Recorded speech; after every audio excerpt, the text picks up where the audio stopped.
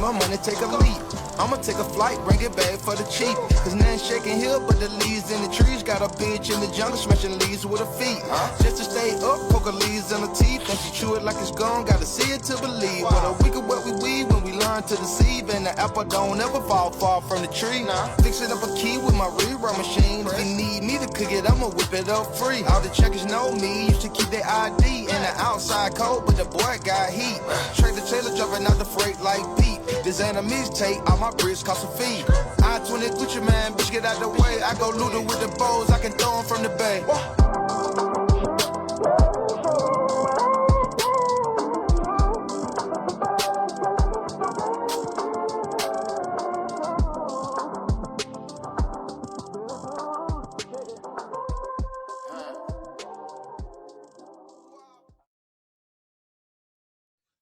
Welcome, ladies and gentlemen, to episode 35 of the Splash Cast, our ATL edition. I'm your co-host, Reggie. I am your thrilled and happy co-host, Norwood. This is a wonderful day, Reg. What episode 35? Trey 5? 35, Trey 5. We said 50 was the first milestone, and we had Trey 5. Trey 5. Oh, no, there was a milestone last night for you, brother. Oh, man. So, if you've listened to the prelude, Norwood has been going on for about 36 hours now. So a lot of jokes coming from the Florida fans about Georgia getting housed by Alabama, and we'll get into that on our. And why your phone didn't work last night, big dog?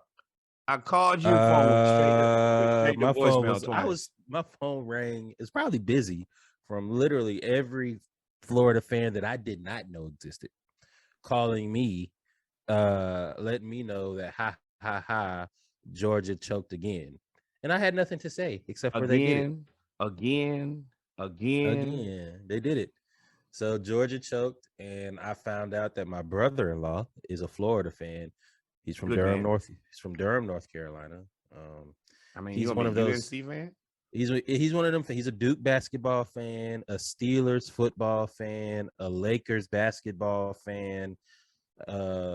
And a Florida college football fan. I feel like he couldn't really name the coach before Urban. Before Spurrier, after Spurrier, he couldn't name the immediate head coach. So I was just like, you know, because you're a Florida fan. I was just like I said, you just get like, all right, you got it. You don't feel like arguing with people. All right, you got it. What'd y'all do after Spurrier? Oh, we hired I didn't really watch football. That is Urban Meyer. I was like, you ain't watch football. You ain't watch football between Spurrier and Urban Meyer. I was like, all right, you got it. Ron Zook. You got it, brother.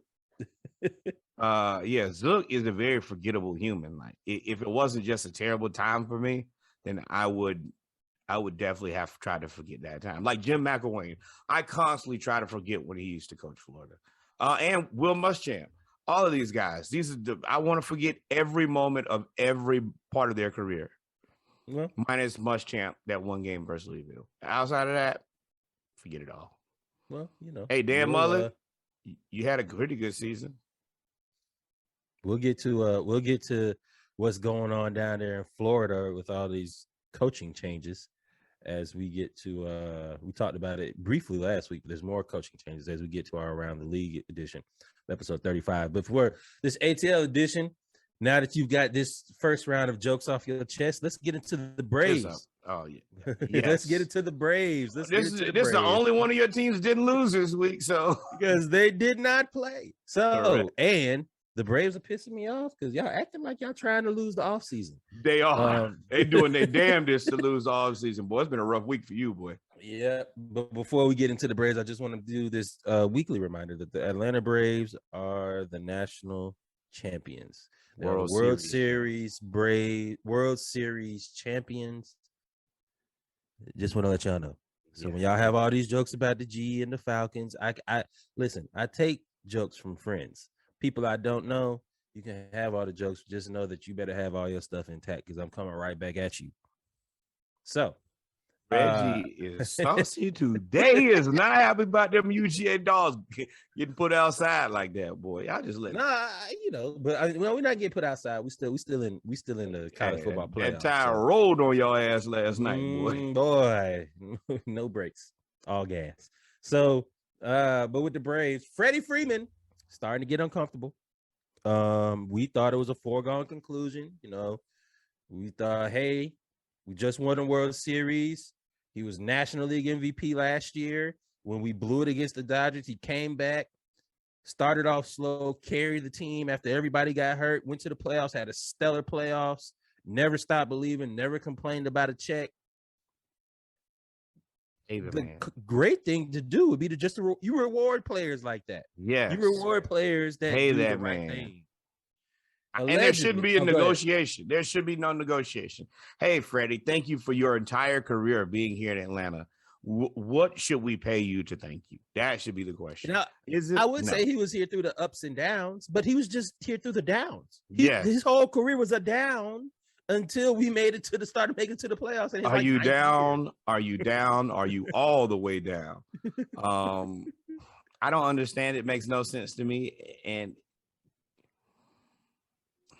so this is why it's uncomfortable, ladies and gentlemen. It was uncomfortable because we didn't know the terms of what they were negotiating. Freddie, for all intents and purposes, could say, I want, 7 years, $250 million, like all these other players. Freddie, allegedly, the offer from the Braves is 5 years, $140 million. That's very doable. Multiple teams have offered 6 years, $180. So that breaks down to 5 years, $28 million versus 6 years, $30 million. The Braves don't want to give him the 6th year because I think Freddie will be 32 at the beginning of next season, which will get him to be 38. Don't care. Overpay him for a year. Look at all the years of service and the great play he's giving you. You stole from him. Give him one back. Lifetime Achievement Award. Hey, Freddie, on the way out. Thanks, buddy. This last one's on us. You may not even have to come to work by that point. Don't matter. Thanks. We appreciate everything you've done. And thank you for being Chipper Jones 2.0. And I could see if there's a salary cap. Like, I could see if, like, okay, Freddie's trying to take 35% of the salary cap, like in football or, quarterbacks in football or basketball players. There is no salary cap in baseball. Nothing. And we already told y'all Braves country goes from damn near Louisiana up to damn near Missouri, Tennessee. You get all them Virginia. You get all of that North Carolina, South Carolina. Now Missouri gonna go with the Cardinals, but yeah. But they stop right at Arkansas. Yes. All of them. Arkansas is you get all of those teams, all of those fans. So you get merchandise. I have never been to any place on earth and not seen a Braves hat, and I've been not many places, but I've been a lot of okay places, and they all. I have a very okay selection of places that I've been. That is one of the greatest things I've ever heard in my life. But the one thing that I have seen everywhere I go, East Coast, West Coast, South, North, out the country, wherever, is a Braves hat. You're going to see a Braves hat. Braves hat and a Yankees hat. Yep. And a Dodgers. Those are the three you're going to get. Braves, Yankees, and Dodgers. I'll do another one in there. You see a lot of Red Sox, too. A lot of this, yeah. Oh, then White Sox too. You see, I mean, now you get into regional stuff, but I would definitely say Boston would probably be number 4. Yeah, you're right. So the Braves, sorry, y'all, it's been a stressful weekend, so I'm taking a little sip while I talk. The Braves, you might need a whole gallon over there after the way yesterday went. Well, just know that I was drinking during the game. You should have been. Looked like your team was. So. Hopefully the Braves don't choke and actually win the offseason by signing Freddie Freeman. They have tendered. They've done a lot of other moves that every one of them, except for maybe one, I actually agree with. They tendered Guillermo Heredia. Got to do that. Must. Dansby Swanson, of course. Adam Duvall, National League RBI, Silver Slugger, all of that. AJ Minter, Tyler Matzik, Sean Newcomb, Austin Riley, Max Fried, Mike Soroka. Whoa! You skipped the name there. I was gonna say he won the World Series, so Luke Jackson 77. They tendered you too. That boy hates Luke Jackson. But so what does that mean when they tendered you? That means that they're paying you this year. It's almost like picking up your team option. They're paying you this year because next year all of these players are set to enter arbitration. And arbitration is something that's unique to, I believe, only baseball, maybe soccer. I'm not sure, but I know it's only baseball. To where if you outplay your contract, you get to take the team to court and argue that I deserve more money, which is phenomenal. That's how you know it's a white man game. So, boy Reggie. So all of these players enter arbitration next year. So what does that mean? That means we probably got to re-sign Dansby Swanson. Correct. Duvall. Max Fried, Soroka, Austin Riley. Everybody else on that list after this year, I think this is really a tryout. So Adam Duvall, I would say I think you would bring him back, but I think he's like 31. So I think that's a tryout. Heredia, his locker room presence. He needs to be I don't care. He can be Udonis Haslam as far as I'm concerned. He can play till he is 50. Long as he come out there with them swords. Hey, man. I love that dude. I don't know the last time I truly have loved a baseball player. It is and he's a good enough baseball player. Yeah, but I mean, everybody on the team wants to do well, and then they want him to acknowledge that he's done well, that you've done well. Yep. So you got to bring all those players back, and then you got Matzik, Sean Newcomb. I mean, you got to. There's, like I said, outside of Swanson, Fried, Soroka, and Riley. To me, everybody else is on. They're going to be on a 1-year contract, and I'm okay with that out next year. Because you got some money to spend. You know, Acuna and Albies, but I think their contracts are already good for a few years. But we need to stealing from them. We need to relock that forever. Yeah. So speaking of, those are the players that were tendered. There were a few players that weren't tendered by the Braves. None more noticeable than Johan Camargo. He has been an up and down utility player for us. He goes into his slumps, but then he also would then get on like a 15-game hitting streak. Exactly. I don't love it, but I'm not heartbroken by it either. Well, yeah. Everybody I don't like about it, but the only thing I don't want to see him against the Phillies. Like he signed with the Phillies. He's in the division. Like, yeah, I would have rather you go to Milwaukee. They good. They good enough already. Yeah, but we don't see them but in the playoffs. Like, we're gonna see Philly like every 15 times. Yeah, 15 times next season. So hopefully the Braves do the right thing. Some interesting tidbit though, which I don't know how this bodes for Dansby we already got Ozzie Albies locked in. Carlos Carrera for the outstanding shortstop second baseman for the Houston Asterisks.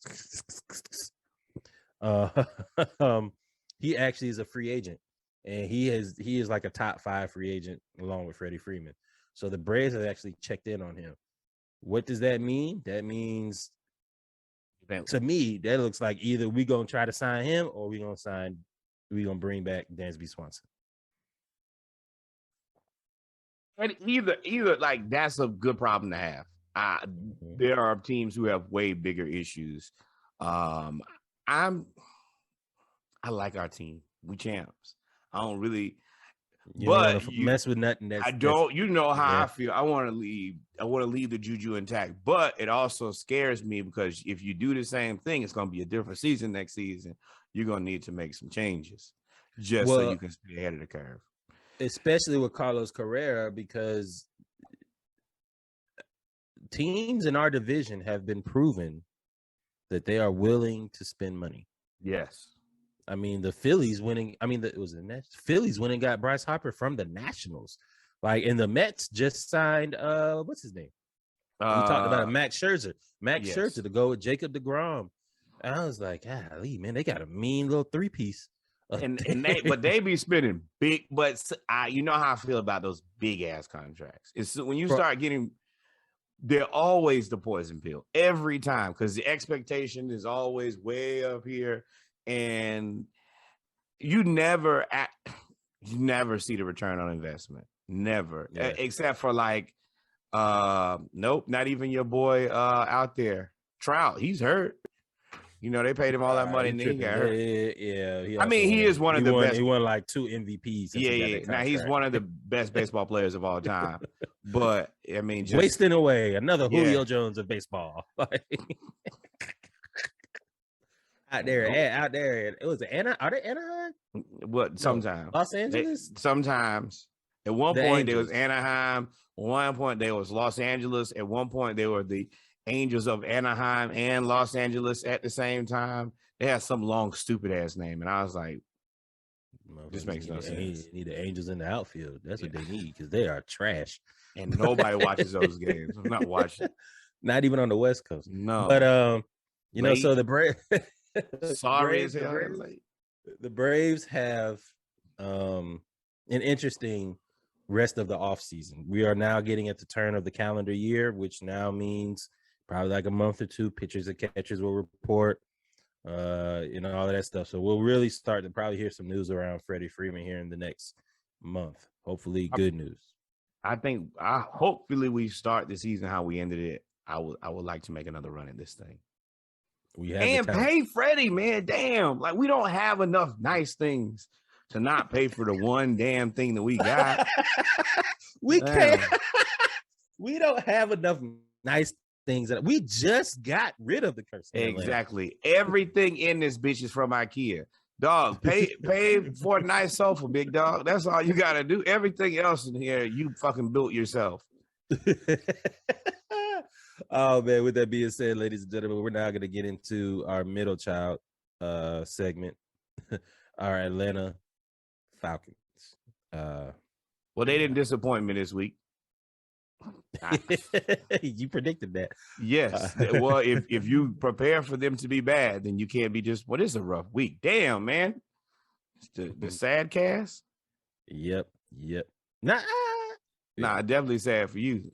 I'm not that sad. But let's get into it. For giant loss.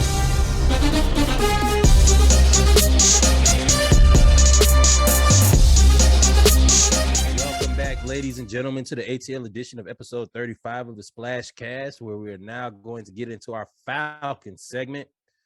Norwood, are you excited? No, it's F-Birds doing F-Birdish things. So the F-Birds, if you remember, we said that they played the Tampa Bay Buccaneers, and Norwood said, what'd you pick? Tampa Bay 24. No, you picked about 34-17, didn't you? Yeah. Something like that. Yeah. So, and Tampa Bay, and I picked Atlanta to upset them because they were playing at home. You picked violence. That's what you picked. You picked to be a fool. What you violence? But yourself, you setting your expectation that high and knowing that they had stood no chance. We stood no chance when before the ball was kicked off, we had already lost. So the Falcons lost to the Buccaneers 30-17. It was an interesting game. Was it? I feel like Tom Brady likes to give us just a little bit of hope before snatching victory away every time. Bring us along. Because he's a solid 10-0 against us. 10-0. If I had known that before the prediction, I would have said we would have lost. Didn't know that until afterwards. I don't know why you think even if he was 9-1 that this was going to be different. Our team is so bad minus the few little measly bright spots that we have. So the few bright spots that we did have for this game, Cordero Patterson, again, he was running like an all-pro all of a sudden. I know he'd be mad. I'm on this team. I'm playing this good on this sorry-ass team. I could have been anywhere else in the world, and I chose here to be. And he talking about he wants to be here forever. Is it dope? Is it dope, son? You want to be in Atlanta? No, I mean, he's from up this way, ain't he? He's from the Southeast. He don't want to leave. Do you want to do this every day? I don't know what he wants to do. I just know that we lost. So Matt Ryan was 30 of 41 for 297 yards, 0 touchdowns, 0 interceptions, just kind of at 7.2 yards per attempt per completion. Tom Brady was 38 of 51, 368 yards, 7.2 yards per completion average, but he had 4 touchdowns. 4 them things. And a pick 6. So he really had 5. It's just he threw one to us. You was reading my mind. I was thinking the same thing. I was like, well, all he do is throw touchdown. Even on mistakes. And but the difference is we had 0 sacks for 0 yards. Tampa Bay had 5 sacks for 38 yards. And they pretty much exploited our right guard problem the whole game. Jalen Mayfield, if trial by fire was a person, it would be you. And you would be overcooked, well-done steak. Because Ndamukong Suh and Vita Vea put you on roller skates and walked you all around like you were learning how to skate at Cascade. They had you going around in circles. Full flambe on this man. And and hold on. So we had 5 sacks, and then how many fumbles did Matt Ryan have?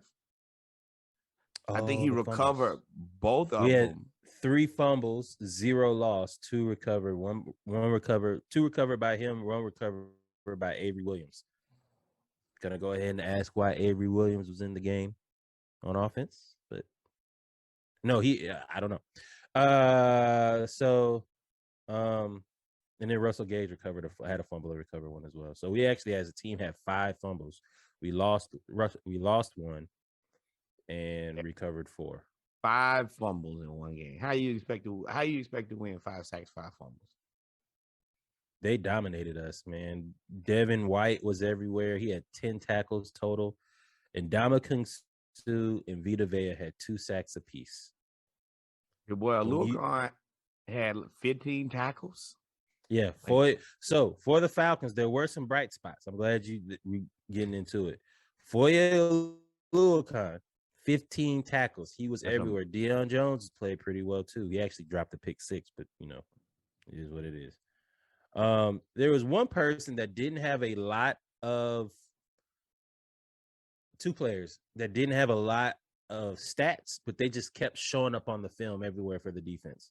Taquan Graham, number 95, and then number 92, Ogundeji. I know how to say his last name, Ogundeji. I do not know how to say his first name. Ogundeji, number 92, and Taquan Graham, number 95, as well as who had the pick 6? What's his name? I know his name. He played for Auburn. I'm looking at it, and I'm thinking of it in. Beat on this one. We knew what this was. Marlon Davidson. Marlon Davidson. That's who it is.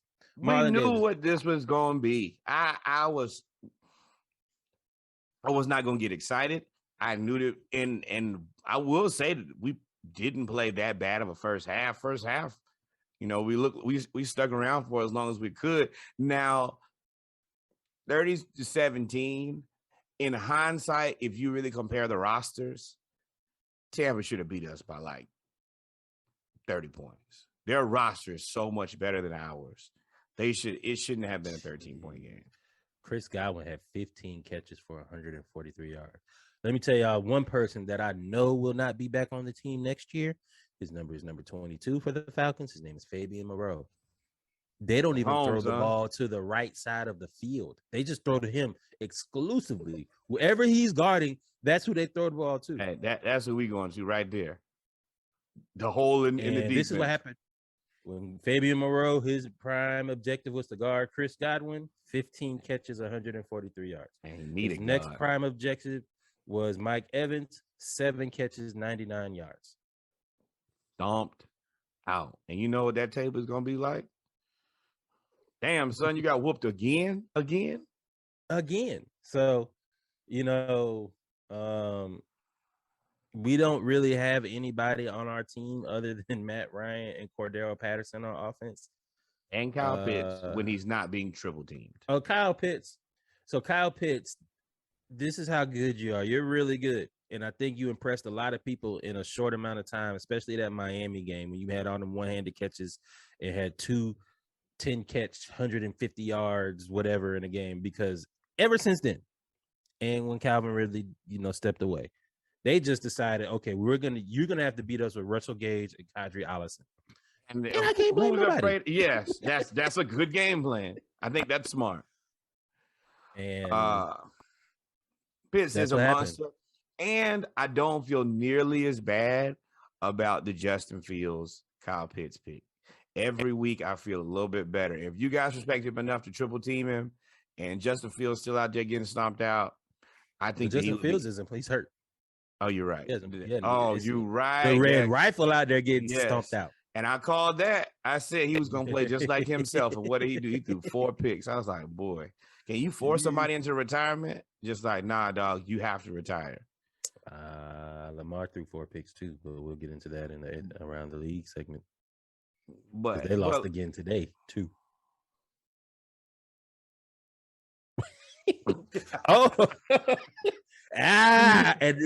And that face was really directed towards someone. Yeah. We'll also get into how I was correct about the Patriots. They are now number 1 in the AFC. Get the fuck out of here. Fake news. That's fake news. That's fake ass news. They ain't played not a soul. They played a bunch of middle school teams and us. And we are elementary school. We Pop Warner.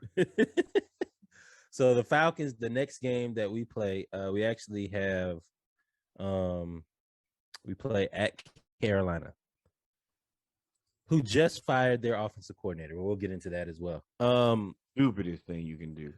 We'll wait to predict this game probably on Splashcast Saturdays like we did last Saturday. We actually, ladies and gentlemen, let me plug that in there. We actually had our first live session last Saturday where we previewed Championship Saturday and the NFL upcoming games on Sunday. I want to call that segment Doing It Live with Reggie and Norwood, and Reggie will not allow me to do that. That just sounds like, a Bang Bros segment or something. That's the reason. .com. Let me find out Norwood trying to open up an OnlyFans. No, whoa, see, hey, relax. Never. No, I was actually, this has nothing to do with the segment. Liz Cambage just started OnlyFans, and I had the little Denzel tear come down my face. I was heartbroken. You never want to see him. What? Liz Cambage started an OnlyFans. Who knew? More power to her. Congrats to you. I do. I was heartbroken. It was all over the internet. Good. But go ahead. Finish what you were saying. So, yeah, Liz Cambage. Well, no. We got past Liz. Is that? You dirty. You feel like busy. You ugly, mom. Oh, we got to talk about that on the next prelude too. You ugly motherfuckers over there not gonna be making fun of me while I'm podding. We are off the rails every week. Somehow we find a way to get off the rails. This time it's Busy Bone. But no, Liz Cambage is now on OnlyFans. I am picking us to beat Carolina because they got how you fire your offensive coordinator when Christian McCaffrey is hurt. Nobody else on that offense is good, and you have Cam Newton, which you've already seen is bad. And the head coach is an offensive coordinator. He started out as an offensive coordinator who calls the plays. But whatever. I don't know. I'll wait till the end of the week to make the prediction on Splashcast Saturdays when we go live at what time is it? Is it 10:30? 10:30 Eastern Standard Time. 10:30 Eastern Standard Time. Check in with us for about 30 minutes to an hour every Saturday. Come hang out with us. Come hang out. With that being said, man, we've come to the end of the Falcon segment. We talked about the loss and why we lost. Can we come to the end of the Falcon season? Put me out of my misery.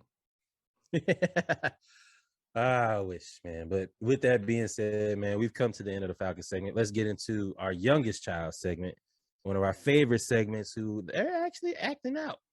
kind of pissing us off a little bit. The Atlanta Hawks, man. We're gonna talk. Going up to that damn school, act like they ain't got no sense. No better than that. Yeah. So let's get into the Hawks, ladies and gentlemen. Jesus.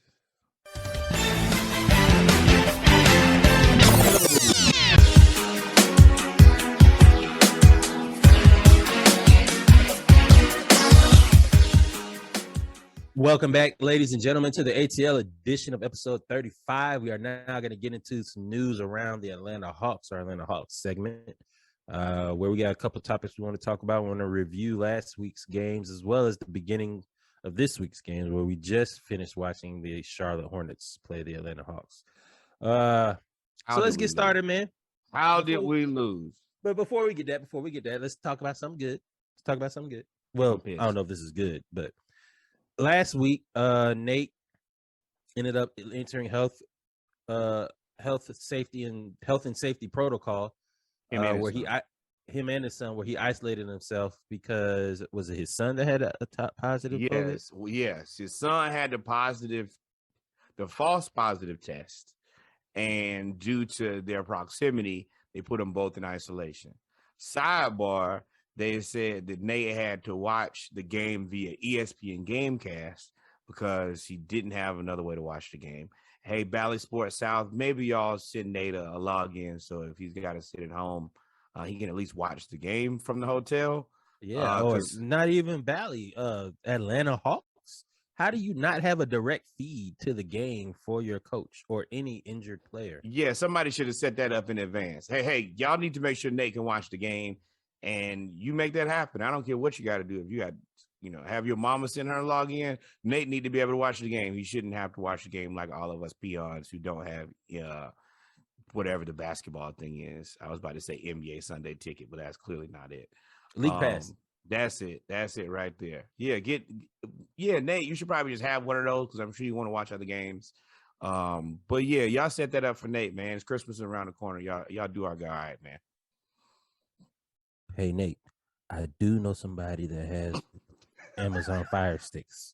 If you need me to get that, just blink twice and comment when you see this video.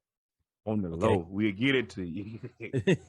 I gotta go see a man. I gotta go see a man about a dog, but I'll come back with one for you, Nate. Know that. Yep. But I am happy. He ended up, it was a false positive. He did not have COVID. But he did miss the Pacers game. What sucks about it? That was his 700 win. I was getting there. Oh, my bad. What sucks about the Pacers game is we won that game. We actually played pretty well. If the stats look correct, Trey had 33 points in that game, and he led the team in scoring and assists. 27 shots. That if somebody gonna shoot the ball, it's gonna be Trey. But it's also the way it was the way that they played him too. Yes. Now Miles Turner does not want to leave the paint for anything, so he was trying to make sure that Capella didn't dunk on him and Collins didn't dunk on him, and Trey had his way with it. So I wasn't upset with that. I was okay. Yeah, I mean, even and looking at the stats, even if you look at the stats, like. Trey Young had 8 rebounds. He had 33 points, 10 assists, and 8 rebounds. That's crazy. That's John Collins and Clint Capella tying up Sabonis and Miles Turner. And then, y'all get the ball. Damn, we got to wrestle with these dudes down here, and they both very good in the paint. So, yeah, if we can just get them out of the way, then, yeah, y'all get the ball. So that's the reason you said, Collins ended up with 3 rebounds? Yeah. 14 points, 3 rebounds, but he had 4 blocks, though. Yes.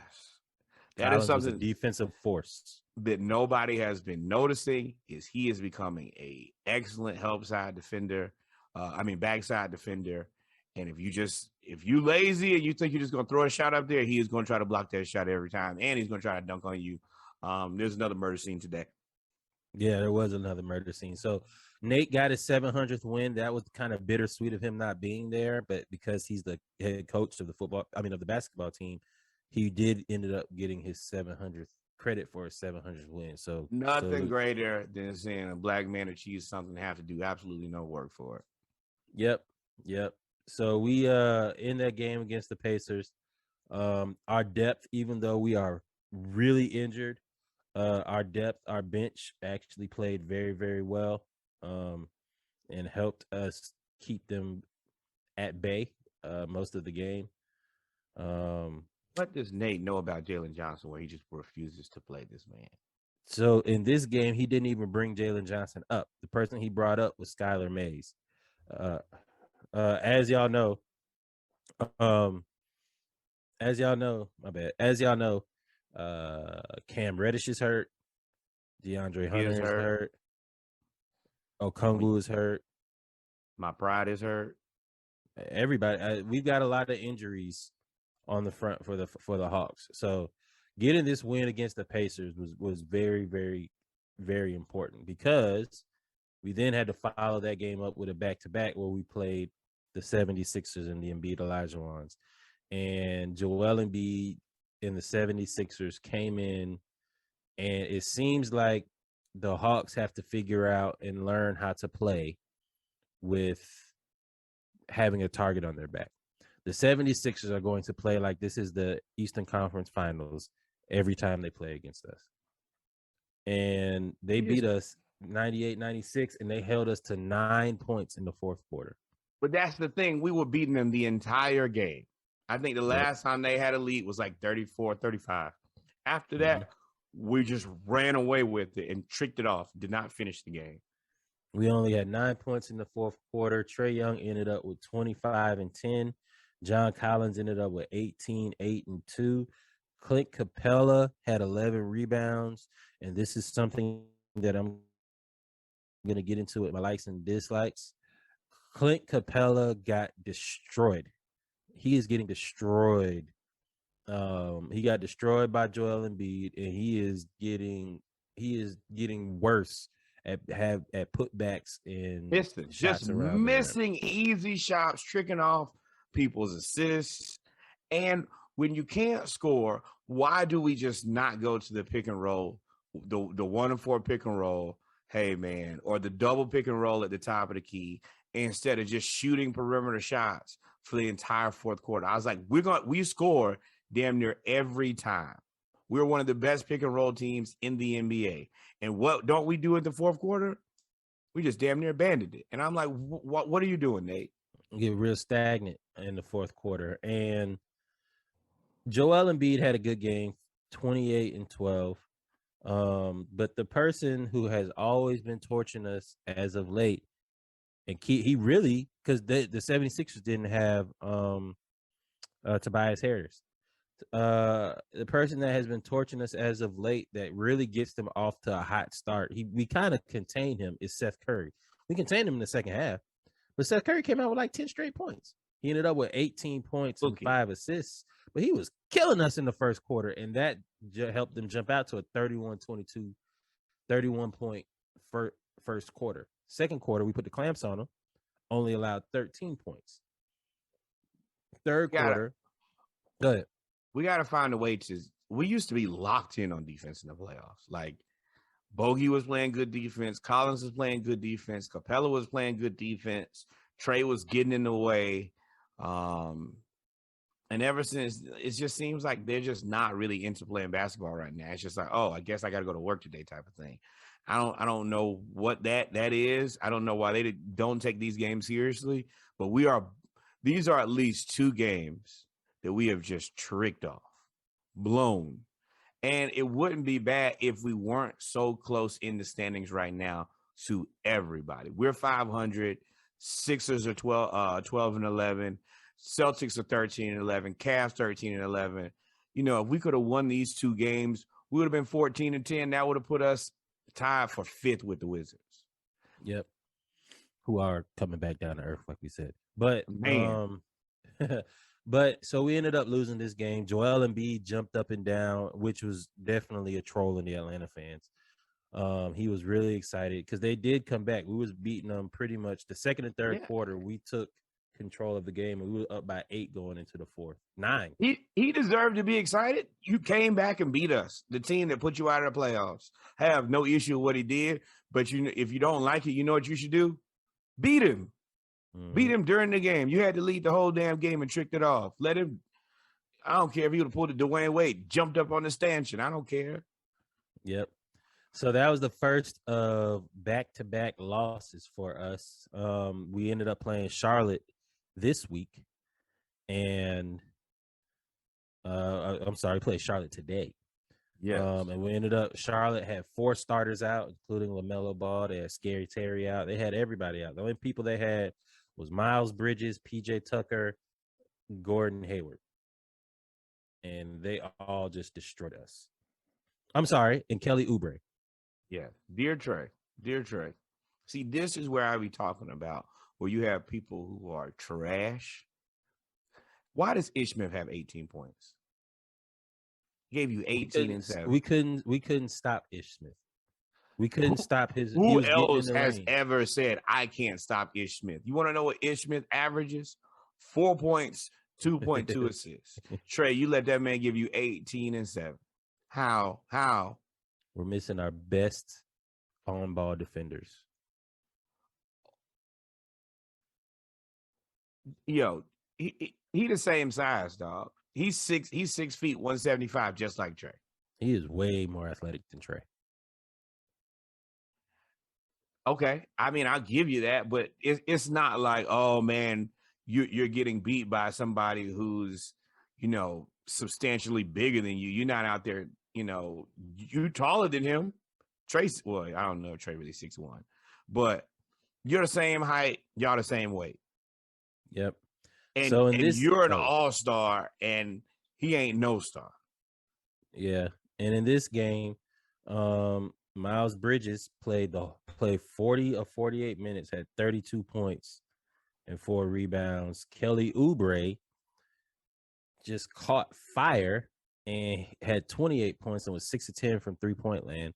And the thing about the Charlotte Hornets, which kind of frustrating, is that they lead the league in 3-point shots and attempts a game. And I don't know about makes, but they live and die by the by 3-point shots and getting out in fast break. And they literally did that to us all game. But this is the thing about that. They shot 17 of 37 for 45%, or 46%, excuse me. Guess who shot the same thing? The Atlanta Hawks. And John Collins, this is starting to become a little bit of a budding rivalry between Miles Bridges and John Collins. Miles Bridges is more of a small forward, where John Collins is more of a power forward. But I just said Miles Bridges had 32 and 4. John had 31 and 12 with 4 assists, and probably could have been about 6 or 7 assists, along with Trae Young's 25 and 15, which probably could have been 25 and 20. And I'm just going to go ahead right now and jump into my likes and dislikes about this, because I've been holding this way too long. Clint Capella, you better watch out, big dog. Clint Capella.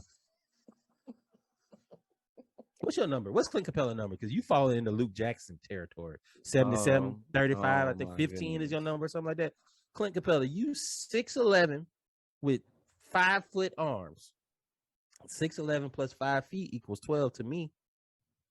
What that mean? That means you can damn near dunk without jumping. And yet you keep trying to do these up and under layups and flick the ball up behind your head and up.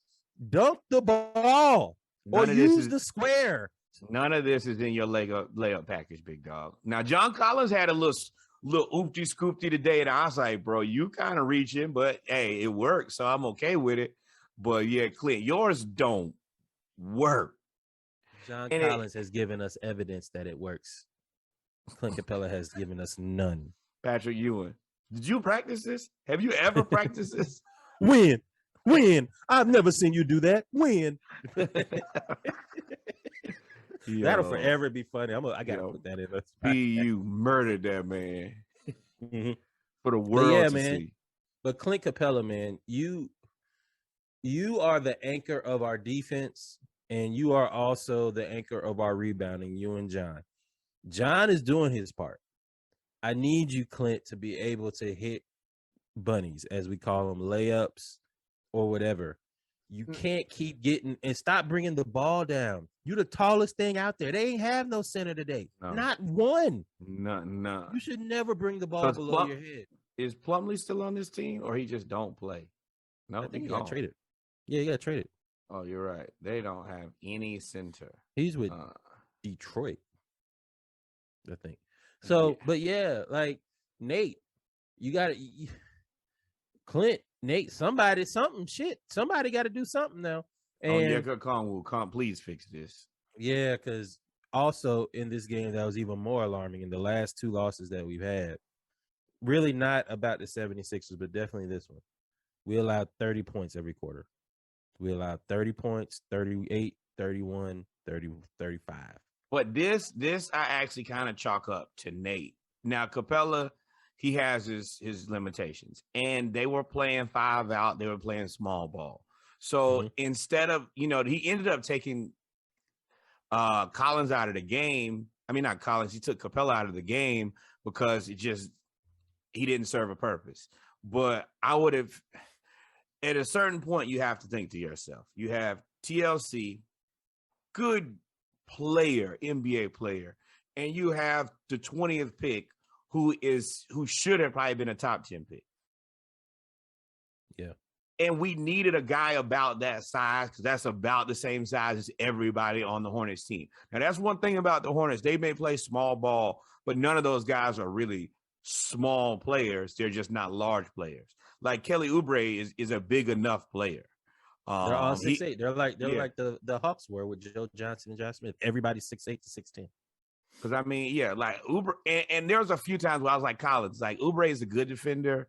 And he's big enough that you're not just going to be able to turn and shoot over him like he's a sucker. I didn't like some of those posts, but for the most part, John played a great game. I wish Trey had got it going a little bit earlier. I think we could have blown him out. But his shot he couldn't hit the brown side of a barn. Hey, Kevin Huerter, Kayvon was there today. I was about to say that's one of my likes, man. Kevin. Hey, DeAndre, we love you. We say and pay you, but you might have to come off the bench, man. Yeah, it might be you and Cam Reddish on that big bench. But another like that I like about this game was even though we lost, we finally went back to featuring Gallo on the low post on one side and John in the corner cutting to the basket or in the low post on the other side. And that's when in the third quarter, we actually took the lead in this game and started really punishing them. Is when Gallo on the block, John on the block. One of y'all somebody gonna be barbecue chicken. Every time. And Gallo is he moves slow. But he's 6'10". But low-key, Gallo has a handle. Mm-hmm. He be dribbling that. I was like, yo, when did you start doing this? Now, he don't be going nowhere when he dribbling. Nope. That boy being a 6x6. I was like, dog, you ain't going nowhere. But eventually the defense kind of gets tired of chasing the ball around.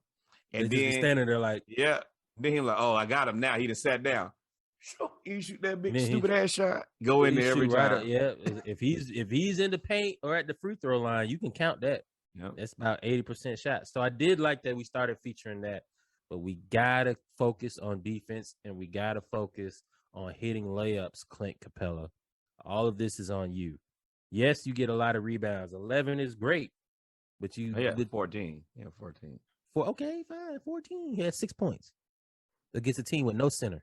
That is the problem. We should be able to take it. Like John is a whole different ball of wax though, because he is offensively skilled to the umpteenth. Clint Capella will never be able to even get close to that level of skill. But you can be strong and aggressive. I think that Achilles is still kicking his ass though, because he don't run that hard. He don't run that fast. And that Achilles is something I think that, you always be a little afraid of, because at any point, it could just go. That shit could pop again. Yeah. Yep. So I hope Clint gets it together. I think Onyeka Okongwu coming back will be a huge addition to our defense. And I look for us to make another beginning of the year, maybe end of January, beginning of February push to where everybody's like, they're coming. And I think that's when we'll get healthy. But we're wasting games that we're going to need at the end of the season. We're tricking off games. With that said, it's a lot of teams. It seems like this year in football and basketball, it's a lot of teams that are historically shouldn't be that good that are playing pretty well. I think the Rockets have won 5 in a row. The Timberwolves have won a bunch of games in a row out of nowhere. And it's like, won a couple games. I mean, they probably just happy Luke is gone, which I understand. So, yeah, for me, I think that we are blowing these games. I still think that the Wizards are, going to come back to being mid here pretty soon. But this is where we could get to the top. We should be a top 3 team right now. We are not. And then on top of that, Miami is coming on back down to where they're at. And that's the thing. Everybody is right here in arm's distance. It's not like in the West.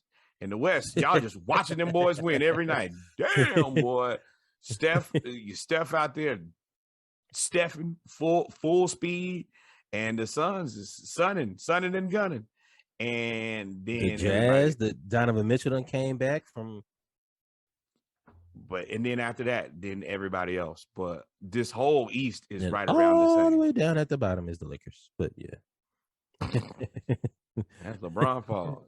That boy got to deal with GM LeBron. So the Hawks actually, our next 2 games this week is tomorrow, Minnesota. Second of a back-to-back at Minnesota, and Anthony Edwards right now is playing like I don't even know how to describe how he's playing. Like it's phenomenal to watch.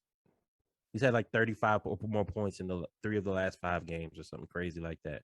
So between him, D'Angelo Russell, and Cat, D'Angelo Russell has figured out that he is the 3rd person, not the 1st or 2nd.